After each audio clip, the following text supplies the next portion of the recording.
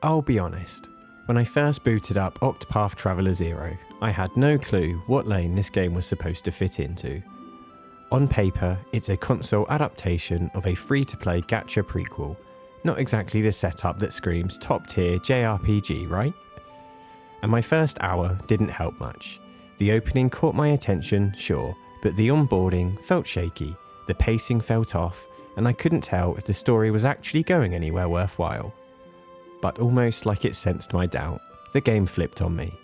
Somewhere around the 4-hour mark, everything clicked. Then it deepened, then it widened, and suddenly, what started as a cautious curiosity turned into a 105-hour obsession. After seeing everything that Octopath Traveler 0 has to offer, I can confidently say this isn't just a great RPG, this is one of the best JRPGs in years and a blueprint for how gacha games can be reborn into something richer, more complete, and genuinely memorable. And in today's video, I'm going to dive into why. The game begins quietly. You create a custom protagonist living in the humble town of Wishvale. Peace is short-lived though. 3 infamous figures arrive searching for a mythical ring, leaving the village destroyed and countless people dead. These villains embody the themes of wealth, fame, and power, the 3 pillars that shape everything in the story. After escaping the attack, your protagonist and childhood friend Stia vow to rebuild Wishvale and exact revenge. A divine ring chooses you as its bearer, pulling you deeper into the conflict and the wider lore of Ostera, the world from the first Octopath Traveler. It's a pretty solid setup, but it barely scratches the surface of what this game becomes. The early arcs are essentially extended tutorials, but once you push into that next layer of the narrative, the story explodes. The stakes get bigger, the writing sharpens dramatically, and the characters, especially the villains, start landing emotional punches that never really stop. After 4 or 5 hours, it really starts to drag you in, and once you hit that 10-hour mark, the game transforms into some of the most consistently gripping RPG storytelling I've seen in years. The emotional beats hit, the themes resonate, and the antagonists, some of them rank among the best in the entire genre. And then there's the finale. No spoilers, but it's incredible. One of the strongest sequences I've seen in a JRPG. This isn't just a stitched-together adaptation of a mobile game. It's a fully realised epic that stands proudly next to the mainline Octopath titles, and sometimes well above both of them.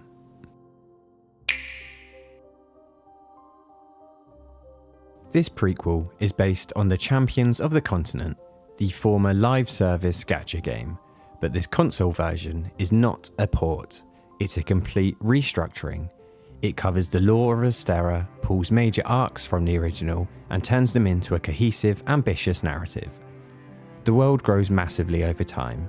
What begins as personal revenge tale becomes a sweeping adventure packed with memorable quests, optional character episodes, and a long list of playable characters you recruit through side stories instead of random pulls. Despite juggling over 30 characters, the game gives each one just enough spotlight to feel distinct. Their short recruitment episodes establish motivations, and some even get extended follow-ups that round out their arcs. Party chat fills in the gaps, letting personalities bounce off one another in charming ways. And this is only enhanced by the gameplay loop, a blend of exploration, questing, combat, and town building into one consistently moving loop. You explore fields and dungeons, track elite monsters, collect materials, complete quests, develop Wishvale, and recruit new characters, all while unlocking new episodes and using one of the most generous fast travel systems in the genre. The pacing of growth is insanely satisfying. Every few hours, a new system, upgrade, or region opens up, and the game always has something waiting around the corner for your next journey and combat encounter. The combat will feel familiar if you've played Octopath before, but the twist here is huge. You fight with 8 characters split into front and back rows. Only the front 4 act each turn, but swapping is free, immediate, and strategic.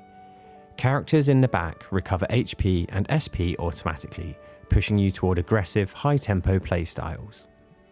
The tried and tested break and boost system returns, and with 8 fighters, the damage potential gets wild. Early on, the game underestimates how strong you can become, but once the real difficulty kicks in, fights require careful planning, effective swapping, and constant use of buffs and debuffs. It never reaches the brutality of Octopath 1's secret bosses, but careless play still gets you punished. This time round, however, your protagonist can freely change classes, while the other characters maintain fixed roles. Now, this may initially sound limited, but manual skills found in the world let you tailor everyone in meaningful ways. And despite the original gacha cast being huge, the game does a surprisingly good job ensuring they all feel distinct rather than interchangeable. Now, one of the game's biggest surprises is the town building system. As you rebuild Wishvale after its destruction, you gather materials, invite new residents, and construct facilities that both help in combat and exploration. Every resident you invite has passive bonuses, better ingredients, shop discounts, increased JP gain, and much more. At first, the system can feel slow and restrictive, but after dozens of hours watching Wishvale transform from ruins into a living, customized town, it becomes shockingly meaningful. By the end, your Wishvale reflects your journey, built from the pieces you chose.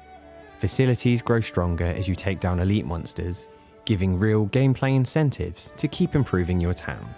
And once fast travel expands beyond towns into roads and dungeons, exploration becomes much more fluid. Now, as mentioned earlier, instead of limiting path actions to specific characters, this time around your protagonist can use all of them, and being able to do everything is beautiful.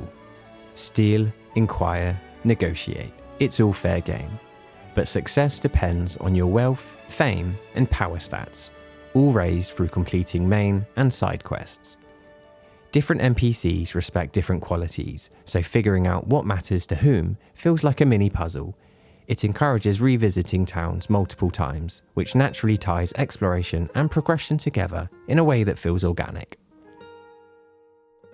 Octopath Traveler 0 lands in a weird area between the first two HD 2D games. Some assets from previous games have clearly been reused, but the presentation is polished, atmospheric, and often stunning. Music pulls from both the original mobile game and the mainline games themselves, with new tracks sprinkled throughout. And while this isn't a completely new soundtrack, the selections fit incredibly well and elevate nearly every major scene. The performance is stable overall, with only the occasional dips in busy towns, nothing that interrupts gameplay. Something I didn't think would be as noticeable was the large difference between the Switch 1 and Switch 2, but it is unfortunately present. Ultimately, it's nothing game-breaking, but the older hardware does definitely struggle at times in the more dense scenes. Just some food for thought. Being a prequel to a massively successful game, there is a bit of fan service here, and fans of the first get a little extra content, references, and even optional recruitments of familiar characters. You don't need to have played Octopath 1, but doing so adds layers of appreciation to certain moments. It's a nice little throwback, but that's all. I went in to Octopath Traveler 0 unsure what to expect, but what I got was one of the most ambitious, heartfelt, and mechanically rewarding JRPGs of the generation. It isn't Octopath Traveler 3, and it's not pretending to be.